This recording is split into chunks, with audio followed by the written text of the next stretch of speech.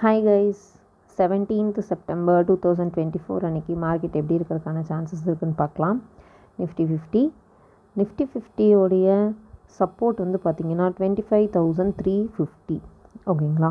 So 25,350 பார்த்திங்கன்னா இங்கே ஒரு டைம் பவுன்ஸ் ஆகிருக்கு, இங்கே ஒரு டைம் பவுன்ஸ் ஆகிருக்கு. ஸோ அகெயின் அங்கேருந்து பவுன்ஸ் ஆகிறதுக்கான சான்சஸ் இருக்குது. அப்படி இல்லாட்டி 25,270 ஸ்ட்ராங்காக பிரேக் பண்ணி க்ளோஸ் பண்ணுது, 15 மினிட்ஸ் கேண்டலில் வந்துட்டு க்ளோஸ் வைக்குது அப்படின்னா மட்டும் அங்கேருந்து டவுன் ட்ரெண்ட், அதாவது 25,200 வரைக்கும் இனிஷியல் டார்கெட்டாக வச்சு நீங்கள் ட்ரேட் பண்ணலாம். இன் பிட்வீன் 25,350 அண்ட் 25,270 வந்துட்டு ஒரு கன்சால்டேஷன் இருக்கிறதுக்கான சான்சஸ் இருக்குது. ஸோ இந்த ரீஜியனில் வந்துட்டு ட்ரேட் பண்ணாமல் இருக்கிறது ரொம்ப நல்லது. அண்ட் ரெசிஸ்டன்ஸ்னு வந்து பார்த்திங்கன்னா 25,440. ஸோ 25,440 பிரேக் பண்ணிச்சு அப்படின்னா 25,550, 100 to 150 பாயிண்ட்ஸ் வந்துட்டு நீங்கள் டார்கெட்டாக வச்சுக்கலாம். ஸோ 15 மினிட்ஸில் வந்துட்டு ஸ்ட்ராங் க்ளோஸ் பண்ணுது அப்படின்னா மட்டும் எகெயின் நெக்ஸ்ட்டு கேண்டில் அதை பிரேக் பண்ணதான்னு செக் பண்ணிட்டு அப்போ என்ட்ரி எடுங்க, ஆர்எஸ்ட் ரீடெஸ்ட் பண்ணும்போது என்ட்ரி எடுங்க. ஓகே. அண்ட் பேங்க் நிஃப்டி எப்படி இருக்குன்னு பார்க்கலாம். பேங்க் நிஃப்டியோடைய சப்போர்ட் வந்துட்டு 52,050, பிகாஸ் இங்கே ஒரு டைம் வந்துட்டு சப்போர்ட் எடுத்துருக்கு அண்ட் இங்கே ஒரு டைம் சப்போர்ட் எடுத்திருக்கு. ஸோ அங்கேருந்து ரிவர்சல் ஆகிறதுக்கான சான்சஸும் இருக்குது. ஆர்எல்ஸ் எம் பேட்டர்ன் ஃபார்ம் ஆகிருக்கு. ஸோ இங்கே பார்த்தீங்கன்னா எம் ஃபார்ம் ஆகிருக்கு. ஸோ இதை பிரேக் பண்ணிச்சு அப்படின்னா எம் பேட்டர்ன் ஆக்டிவேட் ஆகிடும்.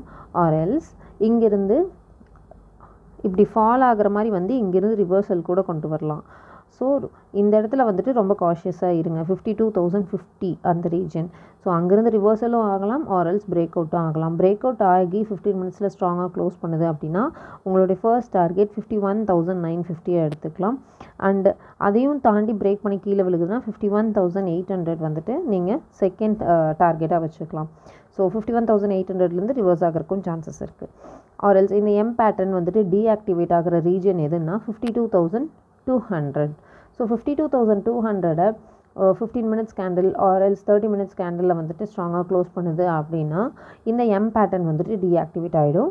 ஸோ அங்கேருந்து ஃபர்ஸ்ட் டார்கெட் வந்து பார்த்திங்கன்னா 52,500 நீங்கள் எடுத்துக்கலாம். ஸோ இதிலேருந்து 52,200லேருந்து 52,500 வரைக்கும் நீங்கள் வந்துட்டு டார்கெட் வைக்க வேண்டாம். ஸ்கேல்பிங்கில் எப்போவுமே வந்துட்டு ஒரு single candle entry and single candle exit வச்சுக்கிட்டீங்க அப்படின்னா உங்களுக்கு ரொம்ப சேஃப். அதாவது எனக்கு எந்த ஸ்ட்ராட்டஜியுமே இல்லை, நான் வந்துட்டு ஜஸ்ட் ரெசிஸ்டன்ஸை பிரேக் பண்ணால் மட்டும் ட்ரேட் பண்ணுவேன் அப்படின்னா நீங்கள் வந்துட்டு single candle entry and exit வந்து உங்களுக்கு ரொம்ப நல்லது. ஆர்எல்ஸ் எனக்கு ஸ்ட்ராட்டஜி இருக்குது, நான் ஒரு 2-3 இயர்ஸ் அதை ஃபாலோ பண்ணிகிட்ருக்கேன் அப்படின்னா நீங்கள் அதை பேஸ் பண்ணி ட்ரேட் பண்ணலாம். பட் இன்ட்ராடேயில் பொசிஷன்ஸை கேரி ஃபார்வர்ட் பண்ணிடாதீங்க, நெக்ஸ்ட் டே கேரி ஃபார்வர்ட் பண்ணிடாதீங்க. ஸோ இன்ட்ராடேனா இன்ட்ராடேலே ட்ரேட் பண்ணிவிடுங்க, அந்த ட்ரேடை அப்போவே க்ளோஸ் பண்ணிடுங்க இன்ட்ராடேலே. ஓகே. ஸோ 52,200 to 500 ஏன் வந்து நான் டார்கெட் சொல்கிறேன்னா ஒன் டே கேண்டில் மூவ் பண்ணிக்கலாம்.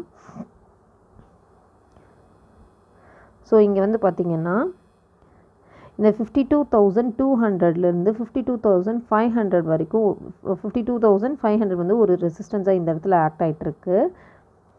ஓகே. ஸோ அட்ட ஸ்ட்ரெச் இங்கேருந்து இது வரைக்கும் ஜம்ப் ஆகிறதுக்கான சான்சஸ் அதுவும் இருக்குது. ஆர்எல்ஸ் இப்படி போய் ஆர்எல்ஸ் இங்கே வந்துட்டு ரீட்ரேஸ் பண்ணிவிட்டு கூட உங்களுக்கு வந்துட்டு அந்த டார்கெட்டை வந்து அச்சீவ் பண்ணலாம். ஸோ நீங்கள் 52,200லேருந்து 500 வரைக்கும் சிங்கிள் டார்கெட் வைக்காமல் ஜஸ்ட் ஒரு ஸ்கேல்ப் மட்டும் பண்ணி உங்களோட பொசிஷனை ஸ்கொயர் ஆஃப் பண்ணிக்கிறது ரொம்ப நல்லது. தேங்க்ஸ் ஃபார் வாட்சிங்.